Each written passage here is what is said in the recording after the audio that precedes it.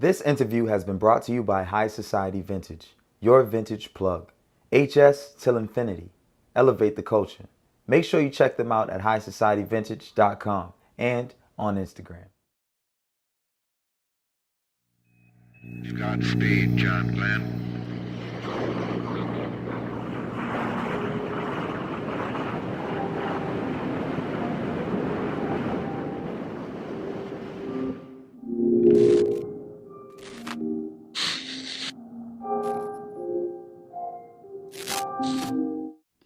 What's going on? I'm your host, Amber, and you're watching the Museum TV. Stay up to date with all of our content by subscribing to this YouTube channel and following us on all social media. You can also find creatives to collaborate with on our directory on our website, tmtv.world, so check that out.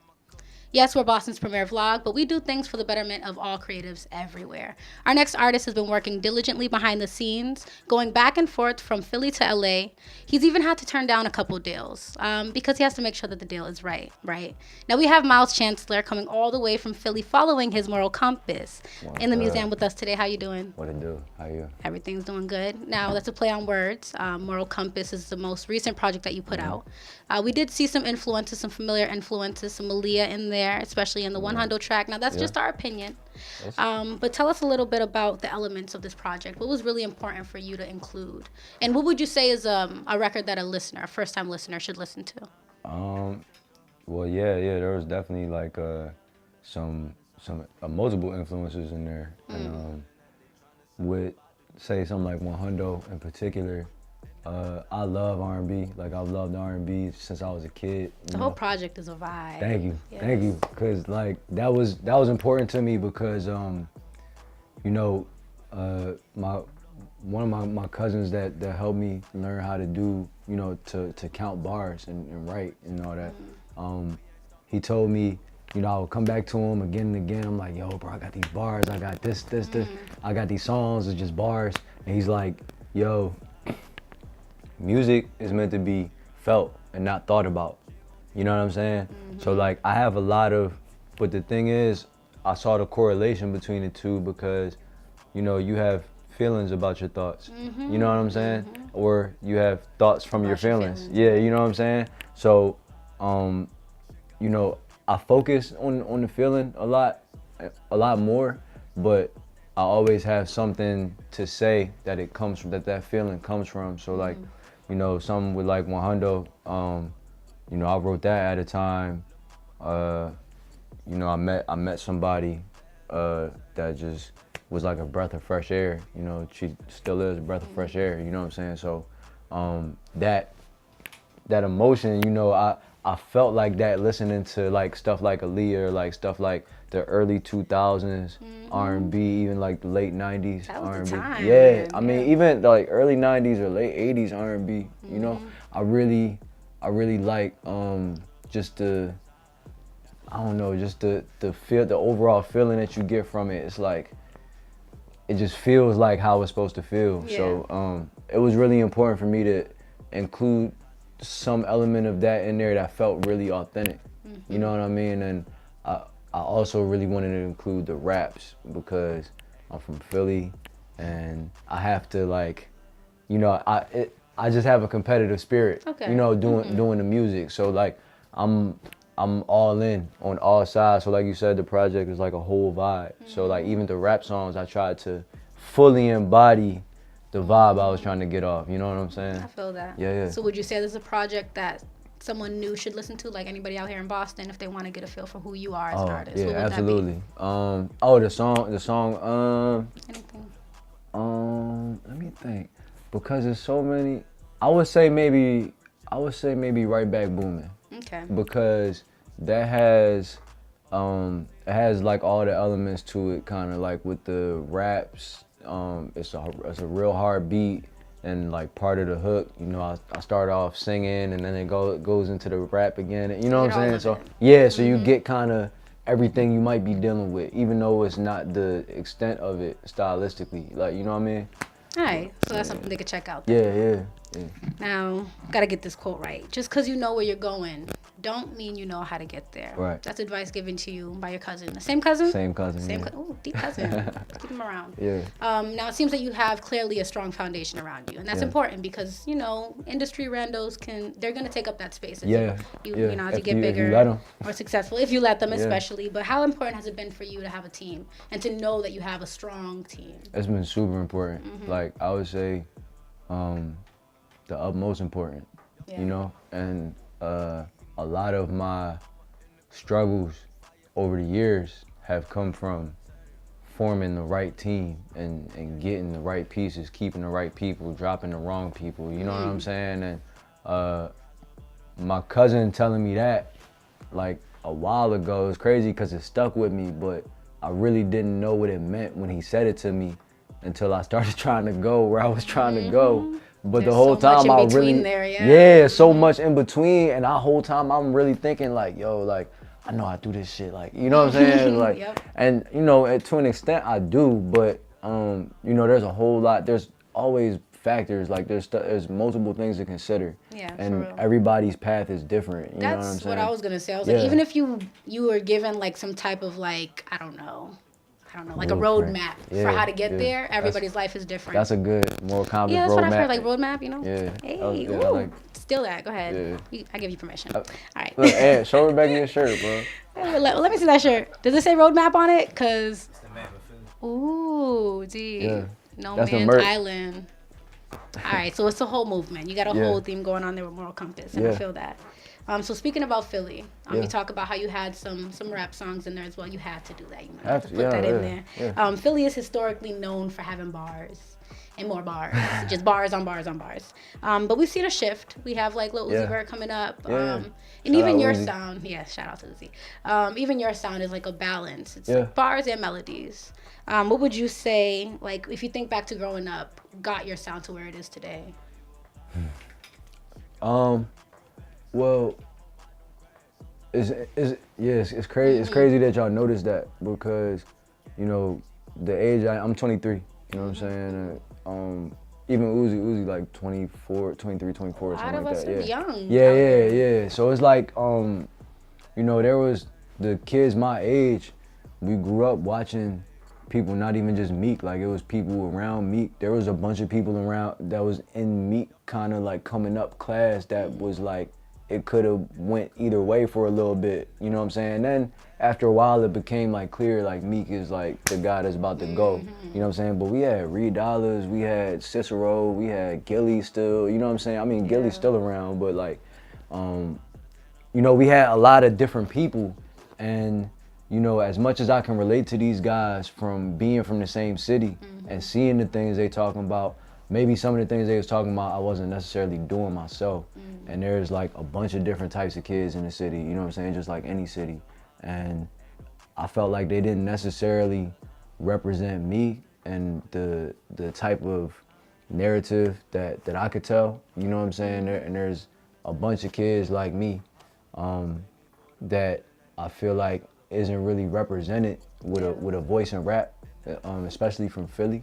I mean, rap has been kind of like stereotypically one way for a while now. For it's a been while. the critique. But you know, you always have those guys that like come through and it's like, oh, he doesn't do any of that. And it, you know, there's been a series of them at this point to make it a little bit more acceptable. You know what I'm saying? But around that time, like Kanye was out, but Drake wasn't really out yet. Like it wasn't really like, it was like the conscious dudes was the conscious dudes, and you know, it's the real rappers, the street rappers, you know what I'm saying? But, you know, you had somebody like me, I kind of dipped into both realms in the city, you know what I'm saying? So it's like, there's that realm of, these is the more kind of street rappers, and then there's the realm of more so like the artsy rappers or like the conscious dudes that kind of go in with them, you know what I'm saying? That's all like one scene, and then there's like a strictly conscious joint that's like, underlings of like dudes that used to be around the Roots, and you know what I'm saying, it's like it's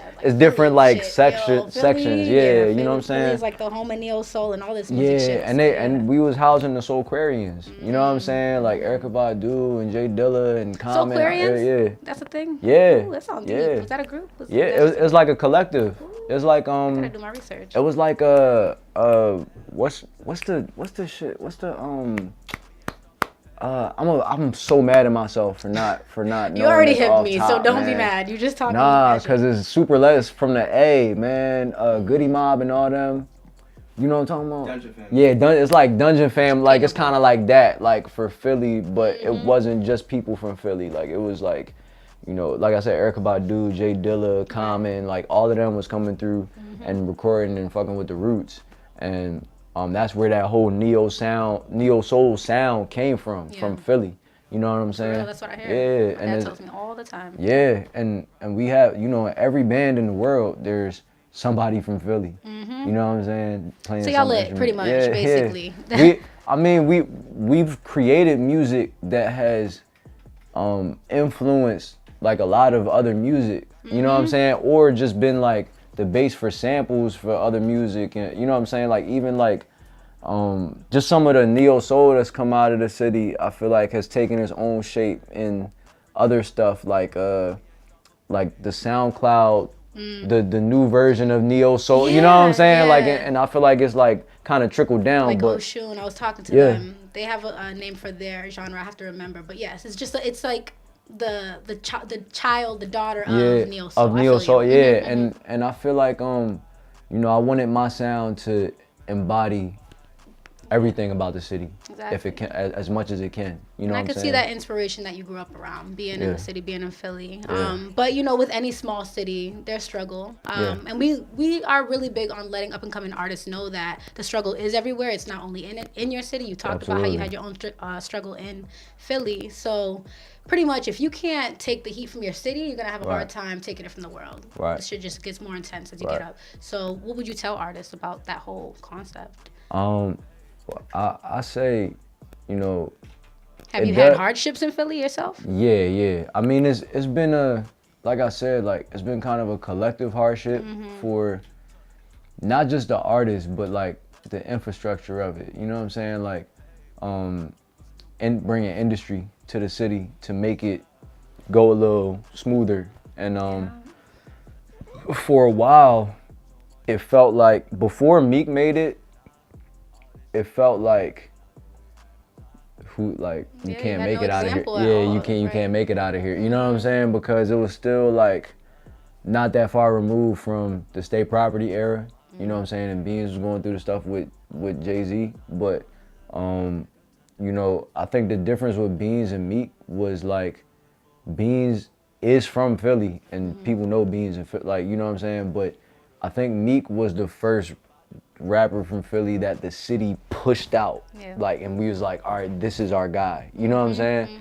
And you know, that's hard to replicate or go for. You know what I'm saying? I mean, if you think about the rap game the way it is right now, I can only think of 2 people that have their cities behind them in the way that Meek does. It's him and Drake, really. You know, Drake with Toronto, and I was like, you got Cousin Stiz coming out of here, and I feel like he's positioned to like, when he really like takes that next leap, I feel like he's positioned to like really be like crazy for this city because he can cross to a whole nother, you know what I'm saying? Do like, you feel yourself being embraced by Philly? Slowly? Yeah, definitely. It's a slow embrace, but you know, people are trying to understand it. You know what I'm saying? And there are people that already understand it. But like I said, like it's been kind of not just one way because you got people like Uzi and then I don't know if have you heard of Tierra Whack? No, not yet. Yeah. Oh, yeah. Okay, just look it up. Yeah. Say less. Got it. Have you heard of Tierra Whack? Have you? So you know. Viewers, have you guys heard?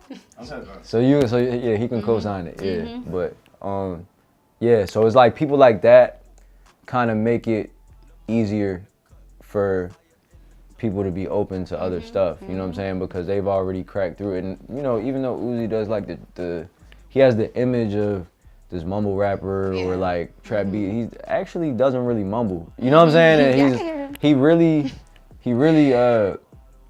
you know, I feel like he took the musicality to another level for, you know, for rappers coming out of the city. see that. And just overall just involving yourself with things with good taste. Mm-hmm. You know what I'm saying? And just kind of bringing that element more into the Right. city, more into this into the forefront. Just another artist trying to bridge the gap between the different types of rap and the trying genres and everything, right?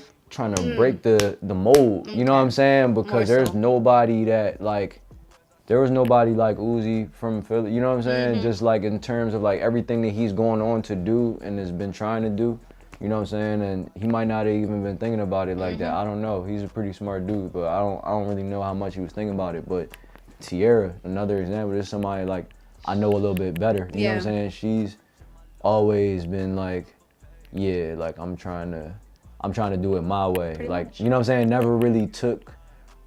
She never settled. You know what I'm saying? So it's like it kind of takes people like that to be willing to take like a longer road or you know what I'm saying? And then here you come. Yeah, And you're yeah. pretty much in the same industry, in the same city as them. So Yeah, you're yeah. coming up right after. Yeah, and it's like, Or you with know, that. yeah, and I mean, you know, there's kind of a with and an after effect because it's like we're all around the same age, so we seen each other around the city, and but it's like whoever breaks through. So it's like he break through, she break through. I have my time. You Yep, know what I'm it's saying? coming. So Sure. everything that has led up to this point, I guess my point is like everything in Philly that's led up to this point, I feel like I'm definitely in a position to be able to be a time marker for it. Of Okay. like, you know what I'm saying? Like an this era. is yeah. Okay. You know what I'm saying? A new chapter in Philly. Yeah. I see that. Yeah. So tell us what's coming next. The moral compass never stops, of course. No. It's eternal. Yeah. What's new for your music? Wow. It's crazy. We on the car ride up here, I just played another project for them. And I can say I have 2 albums done right now. Ooh. And they'll make everything is gonna make its way out. I can't say when at this point because we're still, you know, riding out Moral Compass and we're gonna give that its just due. But But if anybody wants to know, there's more music on the way. For sure. there's definitely more music on the way, a lot more music. Okay. A lot more music. And you know, it kind of gives me time to hash out exactly what I want my next project after those to be because there is a plan, like there's a reason why there's 3 projects. You know what I'm saying? And you can only say so much right now. Yeah, I don't want to say too much because one of those projects involves somebody else. Okay. And I can't really like, you know, I can't talk about that right now. But For sure. but I can say the other one is you know, is more, it's like expounding on that 100 prototype time. It's more so that sound. Okay. You know what I'm saying? It's a full project, just embracing the melody fully because in the past 2 years I put out 3 albums and it's all been a balance of, you know, both of the, you know, the bars and my rap delivery with the R&B and stuff.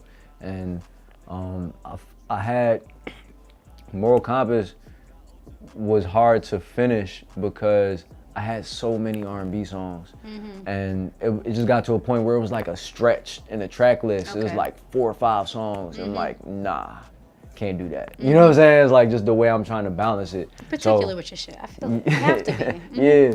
So it's like I took like 2 or 3 off. It wasn't like a lot. It wasn't like I just split the album in half and this is the old stuff from this is like a completely new set of stuff, you know what I'm saying? Its own feeling. But you know, I got that and then that kind of gives me to hash out my next rap project. You know, so but we got I throw a concert in my city every year. Okay. For my birthday. Okay. At the end of my birthday is December 22nd. So we throw it at the end of the Holidays. year. Yeah, holiday, everybody's home and stuff like that. So it usually goes up. So that's gonna be coming again this year.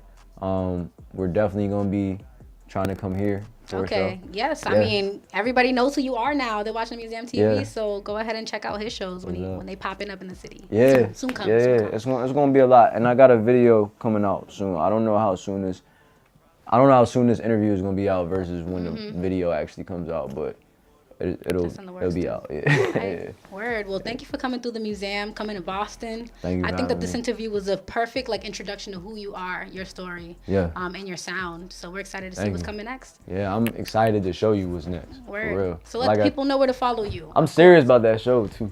No, for real, coming. it's happening. It's for sure happening. I'm coming. And people will know who you are. Don't act stupid. Just go back and watch our interviews. Yeah. But so your shout outs. Got any shout outs? Yeah, shout out to Trebor for setting us up. Shout out my team driving down here with me, and Lil Matt. Shout out all the producers I work with. You know, Sketcho, Justin, my engineer, Benny X, Visions, Jared. Shout out to Kairos. That's the guy right there. Like, he does all the art direction. He's fucking fire. Like, fire. But yeah, shout out to fucking Boston, man. Hey, we love it. And you need to come back. I'm for sure coming back. I'm not playing. All right. I'm doing the show. Holding you to it. Let people know where they can follow you though. Oh, so they can. Miles Chancellor they know. on everything. Miles Chancellor on Twitter, Instagram, Spotify, Apple Music, most importantly. Those two for sure.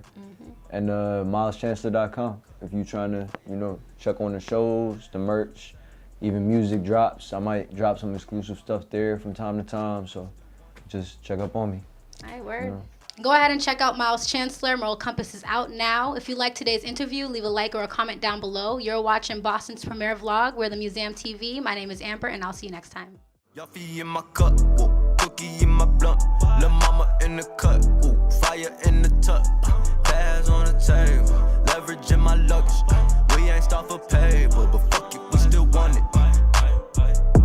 Strive to rise above the man inside, that's why 9 times out of 10 I'm high on every job, so much and limbo, how low can you go, I'm asking I, all this shit be by the time I know this patterns I can't believe the things I. Hey, it's Noble, creator of the Museum TV, and I just wanted to thank you for tuning into Boston's premiere vlog. If you liked this video, please leave us a like, comment, and subscribe to this channel. I'll leave a few other videos around here for you, just so you can see how we're exhibiting the culture stories.